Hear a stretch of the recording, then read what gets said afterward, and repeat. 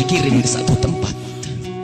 Kita harus dibawa ke satu tempat, jangan dibayangkan orang lain. Anda yang dibawa, Anda yang dimandikan oleh orang-orang, Anda yang dikafani oleh orang-orang, dan saat itu pun Anda diangkat di atas kepala orang-orang. Jangan berbangga Anda tidak jadi kemanten saat itu. Anda akan dibawa ke alam barzah, Anda akan dikirim ke kubur. Sadarlah saat itu Anda di atas kepala manusia, dan hanya Anda mendengar suara yang indah jika Anda ahli iman.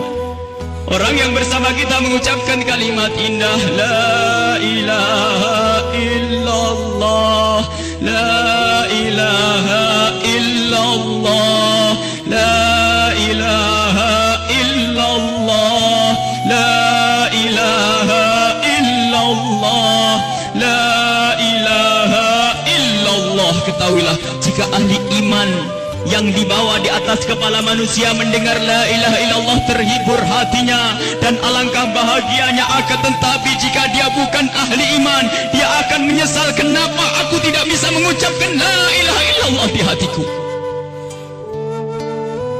Dia akan dikirim ke alam barzah. Anda, kami akan dikirim ke kubur, dan kita pun dibawa oleh orang-orang. Sadarlah. Dan setelah kita sampai di kubur, orang-orang ternyata sudah menyiapkan kita liang lahat. Di situ telah digalikan oleh orang-orang buat kita. Dan tidak lama kemudian orang ada yang memeluk kita, ada yang merangkul kita, dan itu ternyata rangkulan untuk melepaskan kita di kubur. Kita akan dibawa, dimasukkan ke kubur dengan pelan, dan dimasukkan ke kubur dengan pelan. Mana kasur empuk yang pernah kita bangga-banggakan? Mana mobil mewah yang kita bangga-banggakan? Mana rumah megah yang kita bangga-banggakan itu? Jika ada yang berpesan kepada anak istrinya, tolong bawakan aku bantal yang empuk, tidak akan dibawakan, karena itu bukan milik Anda lagi. Anda tidak berhak lagi memiliki itu semua. Dan yang akan Anda bawa justru yang pernah Anda berikan di saat Anda hidup, bukan yang Anda simpan. Anda akan masuk liang lahat. Sadarilah ini.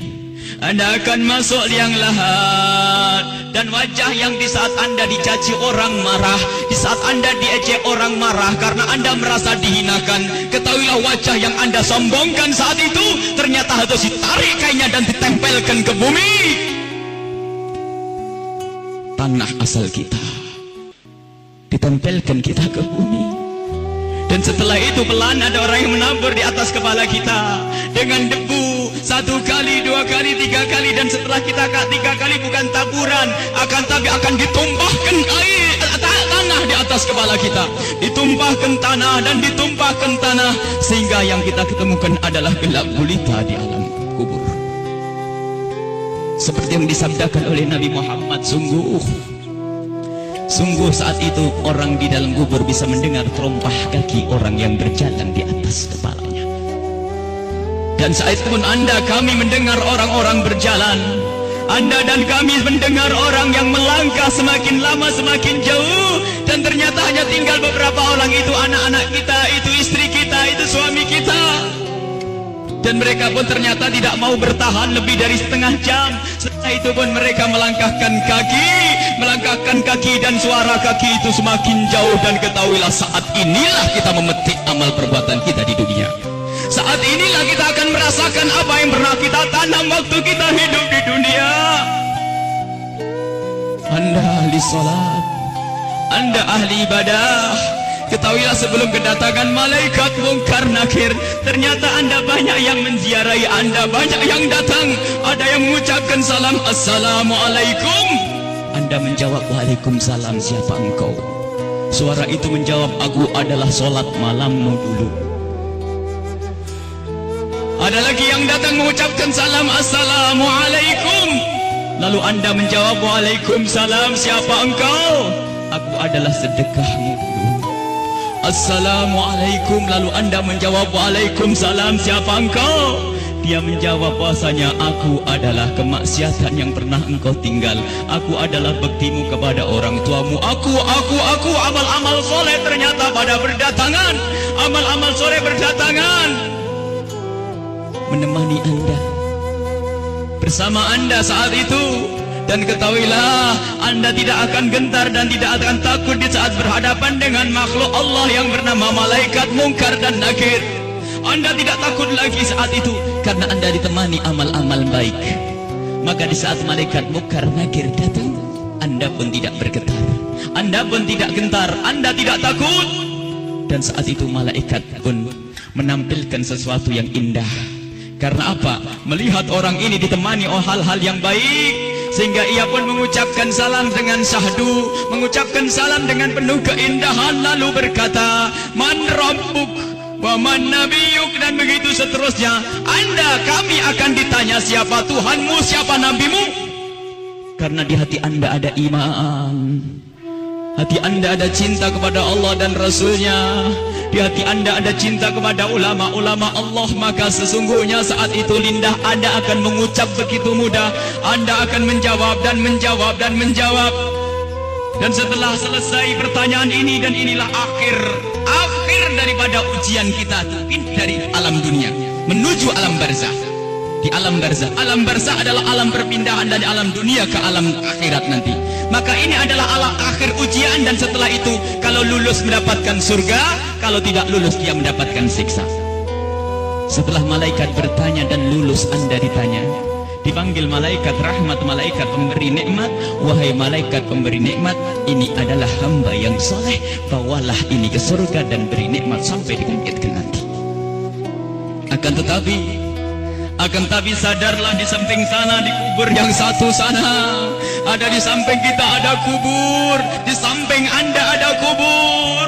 Dan di saat orang ini dikubur dan ditinggal oleh keluarganya, ternyata saat itu telah berdatangan sesuatu yang sangat mengerikan, dengan suara yang sangat menyeramkan. Seseram-seram suara di dunia tidak pernah didengar. Seperti saat ini, suara yang sangat mengerikan dan menyeramkan, ketahuilah.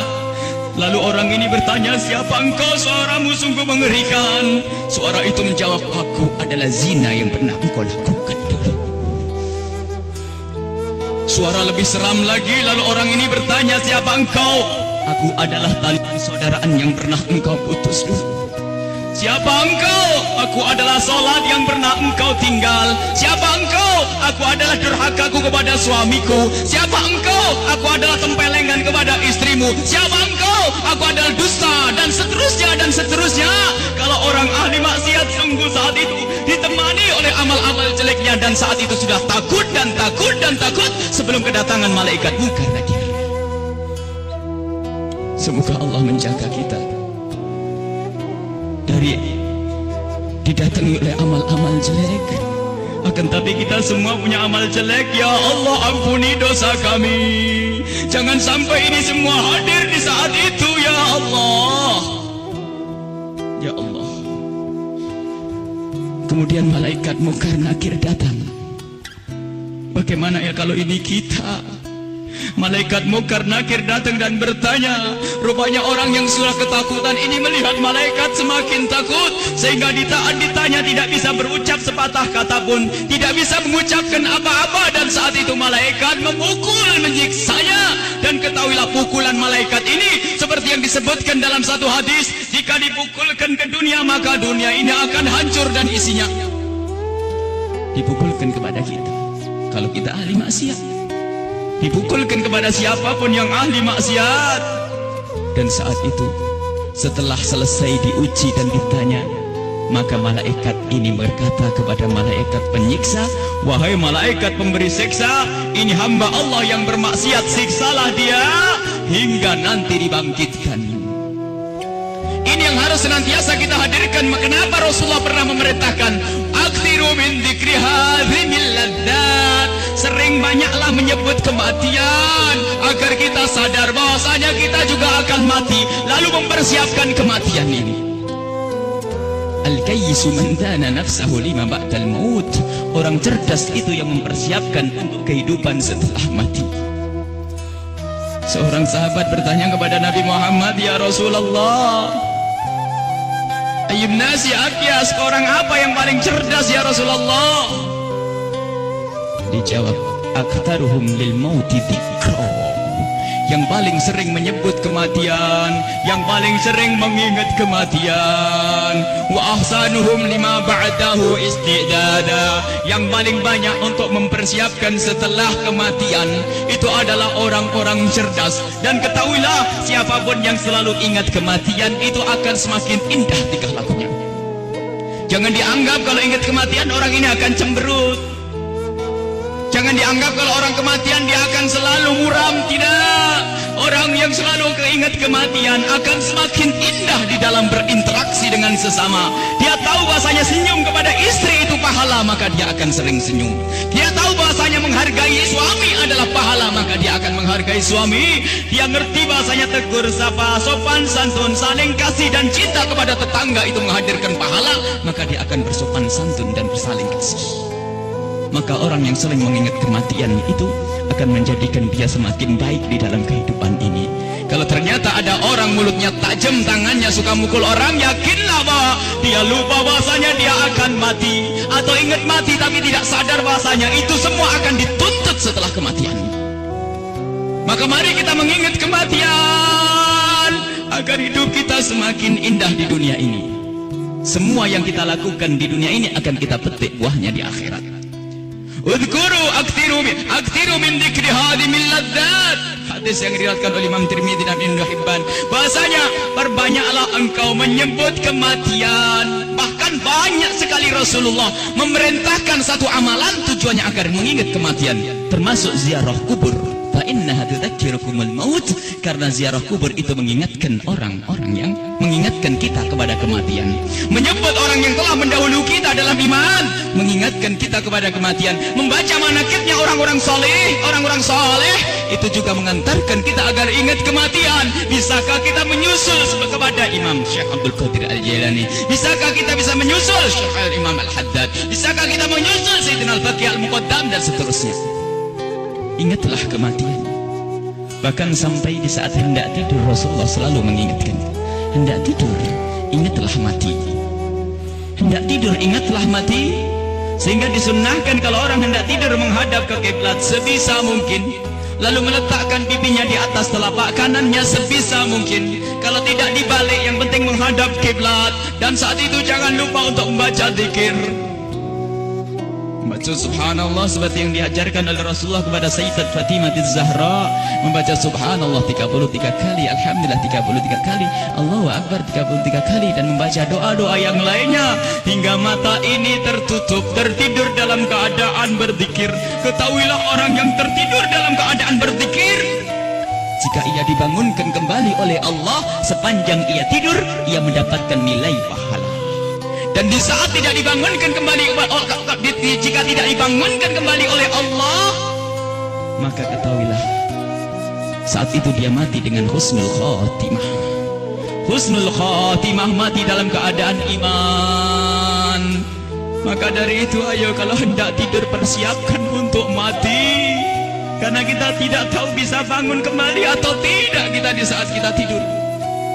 Apakah bakal dibangunkan lagi oleh Allah atau tidak? Sungguh orang tidur seperti orang mati, digunjing orang tidak tahu, barangnya diambil tidak tahu, dan seterusnya. Dia adalah seperti kematian. Maka dari itu kalau hendak tidur persiapkan untuk mati. Jangan sampai kita lelap dalam tidur di saat kita lagi asik mendengar satu lagu, katanya lagu pengantar tidur. Apakah tidak takut jika anak kita lagi mendengar satu lagu pengantar tidur, tak taunya anak kita tidak bangun lagi? Kita tidak tahu ternyata yang didengar adalah hal yang semacam itu. Mau kemana dia nanti? Mau tidur bermaksiat, mau tidur gunjing orang, mau tidur memutus tali persaudaraan. Apakah dia yakin bahasanya besok pagi akan bangun?